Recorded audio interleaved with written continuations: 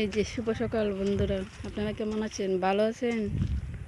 এই যে আমাদের মাঠে জ্বালা ধান পালাবে, তারপর ক্ষেত কাটা হয় নাই, ক্ষেত কাটা হবে, তারপর জ্বালা ধান দিয়ে দিবে,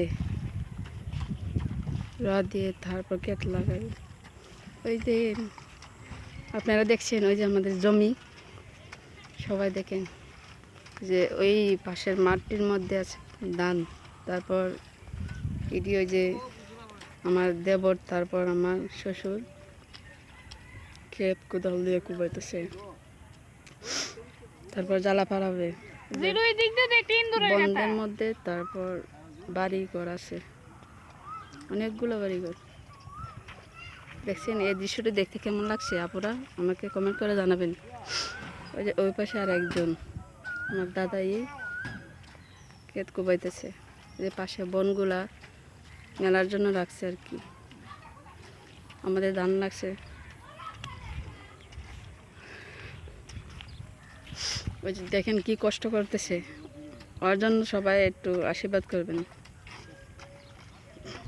ওই তো আমার সাথে কথা বলতেছে, ওই যে ও আমার দেবর লাগে আর কি, মানে জ্বালা ফালাবে।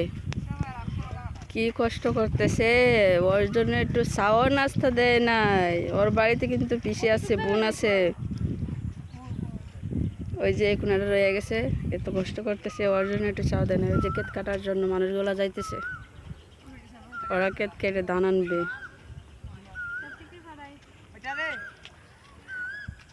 ওই যে এটা আমার ননদের কোলে, ওই যে আমার বাচ্চা, ছেলে বাচ্চা। আমরা মাঠে আসছি দেখার জন্য এরা কি কষ্ট করতেছে।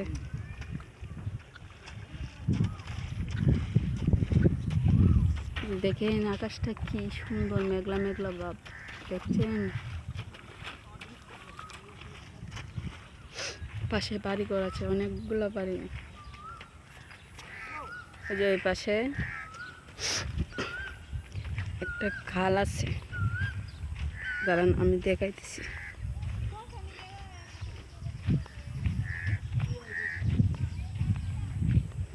ওই দেখেন খালের মধ্যে কি প্রচুর প্রাণী, দেখছেন? এই পানির মধ্যে ফেনা আছে, এটা একটা খালের মতো আর কি।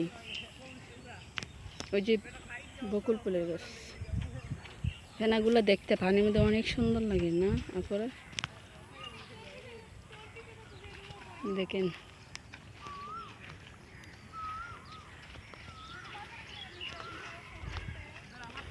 ওই যে আমার দেবার সাথে ননদ কথা বলতেছে, ভাই আসো বাড়িতে যাই, গিয়ে ভাত খেয়ে আবার আসো।